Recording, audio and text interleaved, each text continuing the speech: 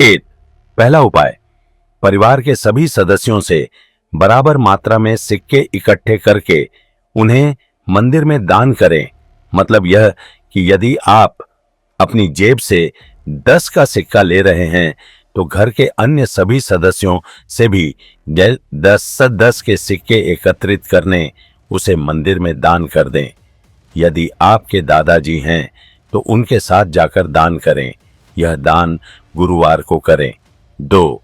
दूसरा उपाय, 16 दिनों तक लगातार कौए, चिड़िया, कुत्ते और गाय को रोटी खिलाते रहना चाहिए। उक्त चारों में से जो भी समय पर मिल जाए उसे रोटी खिलाते रहें। 3।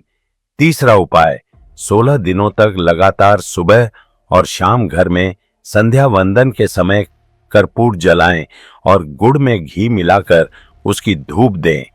4। चौथा उपाय, पीपल या बरगद के वृक्ष में जल चढ़ाते रहना चाहिए।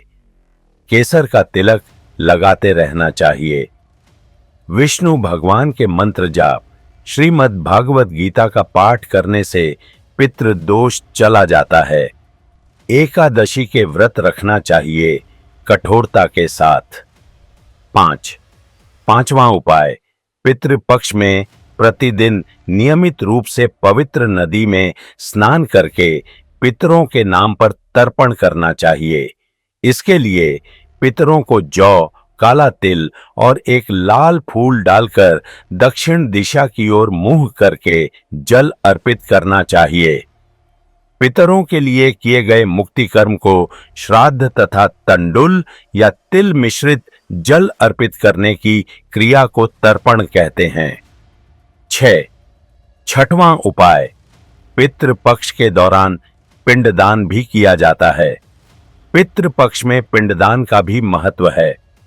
सामान्य विधि के अनुसार पिंडदान में चावल, गाय का दूध, घी, गुड़ और शहद को मिलाकर पिंड बनाए जाते हैं और उन्हें पितरों को अर्पित किया जाता है। यह पिंडदान भी कुछ प्रकार का होता है। धार्मिक मान्यता है कि चावल से बने पिंड से पितर लंबे समय तक संतुष्ट रहते हैं। 7।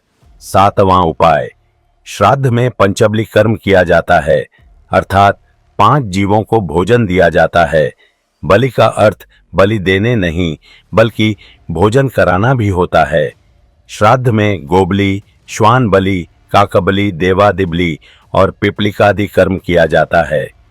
पितृपक्ष के दौरान कौओं को प्रतिदिन खाना डालना चाहिए। मान्यता है कि हमारे पूर्वज कौओं के रूप में धरती पर आते हैं, इसके बाद ही ब्राह्मण भोज कराएं।